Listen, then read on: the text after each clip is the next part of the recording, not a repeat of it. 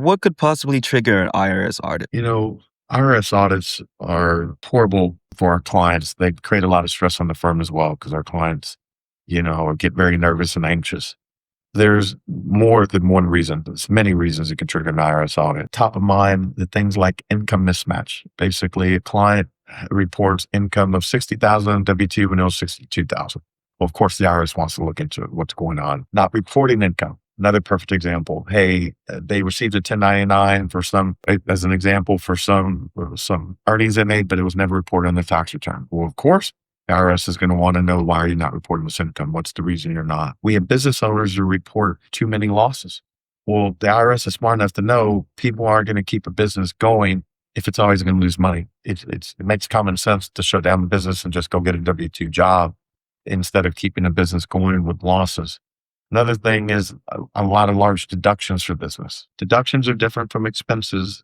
Why do they have deductions? Why are they buying certain things to create these deductions and are ultimately putting them in a loss position? Moving past that, S Corp business owners, basically as a business owners, you need to pay a reasonable wage. Well, sometimes IRS audits are triggers because the business owner does not report a reasonable wage. Other issues could be, for example, in a partnership. Basis issues. Basis issues affect the ability to take losses and whatnot. Audits are triggered because basis reporting is done incorrectly. Other clients might have foreign source income and they need to do foreign reporting. That is very, very common and actually very complicated matter. Charitable contributions.